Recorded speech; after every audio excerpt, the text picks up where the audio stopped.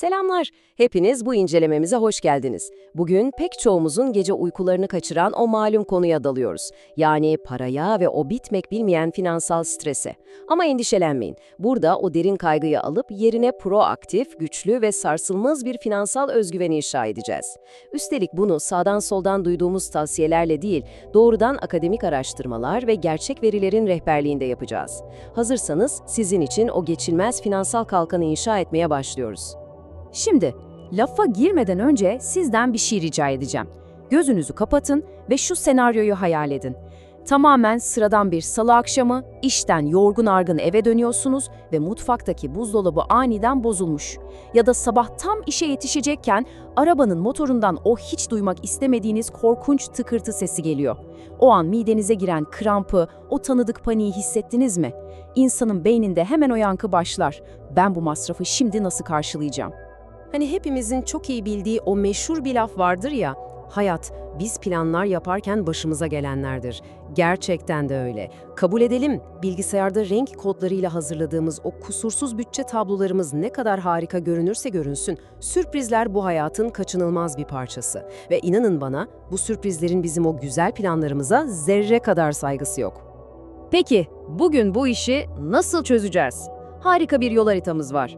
Önce sürprizlerin yarattığı strese bakacağız, sonra sizin o meşhur finansal ilk yardım çantanızı kuracağız, ardından işin matematiğine girip ne kadar lazım sorusunu yanıtlayacağız, tasarruf stratejilerini cebimize koyduktan sonra Türkiye'deki finansal okuryazarlık tablosuna bakarak büyük resmi göreceğiz. O zaman vakit kaybetmeden birinci bölümle yani sürprizler ve o can sıkıcı finansal stresle hemen başlayalım. Biliyorsunuz, gündelik hayattaki o finansal şoklar aslında hep yanı başımızda. Ani bir sağlık problemi, hiç beklemediğimiz bir anda işsiz kalmak veya gecenin bir yarısı mutfağa su basması.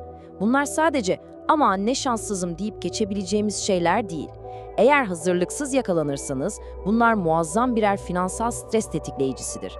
Bizi o korkunç yüksek faizli kredi kartı sarmalına iten, uykularımızı bölen o panik anları tam da buradan doğuyor. Peki, bu sarmaldan, bu kabustan nasıl kaçınacağız? İşte burada ikinci bölümümüz devreye giriyor. Finansal ilk yardım çantanız. Çözümümüz o can sıkıcı, kısıtlayıcı bütçeler değil. Bizi yağmurdan koruyan çok sağlam bir şemsiye, namı diğer acil durum fonu.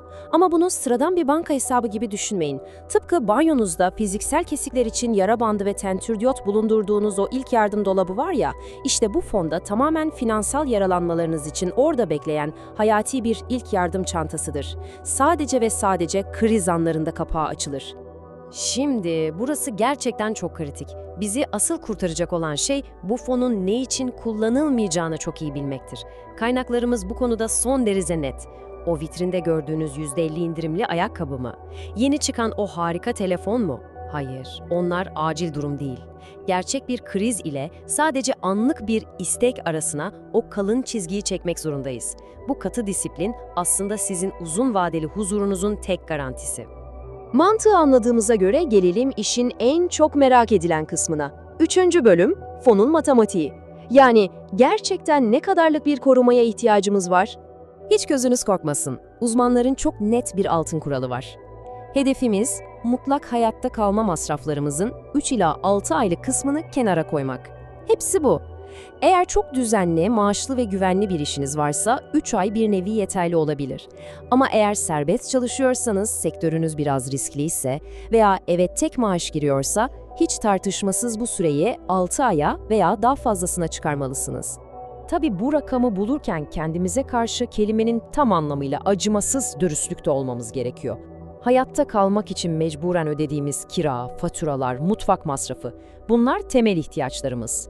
Peki ya dışarıda içtiğimiz o pahalı kahveler, aylardır yüzüne bakmadığımız ama kartımızdan para çeken dijital üyelikler? İşte o acil durum anında, o harcamalar anında durdurulur. O yüzden onları bu hesaplamaya kesinlikle katmıyoruz. Hadi bunu hep beraber çok basitçe somutlaştıralım. Diyelim ki en temel olmazsa olmaz masrafınız aylık 12.000 lira. Hedefimiz de 6 aylık bir güvenlik ağı oluşturmak olsun. 12.000'i 6 ile çarpıyoruz ve işte karşınızda 72.000 liralık hedef kalkanınız. Bu kadar basit. Artık o bulanık, benim biraz para biriktirmem lazım hissi uçtu gitti, onun yerine ulaşılabilir, ölçülebilir, net bir matematiksel hedefimiz var. Peki bu parayı bir araya getirmek pratikte nasıl olacak? 4. bölümümüz, tasarruf ve yatırım stratejileri. Günlük koşturmaca ve harcama dürtüleri arasında bu kadar parayı biriktirmek imkansız gibi gelebilir. Ama bir sır vereyim, tüm uzmanlar tek bir gizli silahta hemfikir: otomasyon. Maaşınız hesabınıza yattığı an, siz daha o parayı görüp de ne alacağınızı hayal edemeden, gelirin %15'inin otomatik olarak bu fona gitmesini sağlayın. Gözden ırak olan, inanın bana, harcama dürtüsünden de ırak oluyor. Yalnız çok önemli bir detay var. Bu kalkanı nerede sakladığınız hayati önem taşıyor. O parayı asla ve asla değer kaybedebilecek yüksek riskli hisse senetlerine veya uzun vadeli varlıklara bağlamıyoruz. Bize acil bir durumda birkaç gün, hatta saatler içinde hemen nakde çevrilebilecek, aynı zamanda da enflasyona fazla ezilmeyecek yüksek faizli veya düşük riskli hesaplar lazım. Çünkü bu para bizi zengin etmek için değil, kriz anında bizi ipten almak için var. Şimdi biraz kamerayı geriye çekip o büyük resme bakalım isterseniz. 5. bölümümüz Türkiye ve finansal okuryazarlık. O evde yapmaya çalıştığınız kişisel bütçe var ya, o aslında koskoca bir ulusal meselenin çok değerli bir parçası. Bunu öylesine söylemiyorum. İstanbul Üniversitesi'nden Ezgi Aydoğan'ın 2020 tarihli çok kapsamlı ve detaylı yüksek lisans tezindeki bilimsel veriler bize bunu söylüyor. Finansal okuryazarlık, hane halkının davranışlarını dipten uca nasıl etkiliyor? Gelin akademik sahadan gelen sonuçlara bakalım.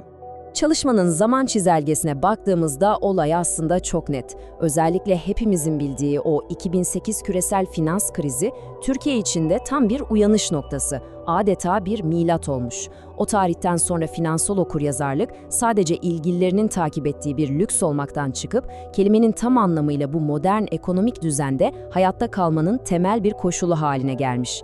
Tabii bu araştırmada katılımcılarla yapılan anketlerin tarafsız sonuçları bize ilginç bir demografik tablo sunuyor. Türkiye'de şu an finansal farkındalığı en yüksek olan kesim kim derseniz, genellikle erkek katılımcılar, 25 ile 34 yaş arası genç yetişkinler ve sürpriz olmayacak şekilde eğitim ile gelir seviyesi yüksek olan gruplar başı çekiyor. Yani aslında bu tablo bize finansal eğitimi toplumun çok daha geniş kesimlerine yaymak için önümüzde nasıl bir yol haritası olduğunu açıkça gösteriyor. Tüm bunları neden anlatıyoruz biliyor musunuz? Çünkü siz o acil durum fonunu kurup borç sarmalından kaçındığınızda, yatırımınızı akıllıca yaptığınızda sadece kendi ailenizi kurtarmış olmuyorsunuz. Şaka yapmıyorum. Makroekonomik olarak koca bir ülkenin büyümesine ve kalkınmasına doğrudan destek oluyorsunuz.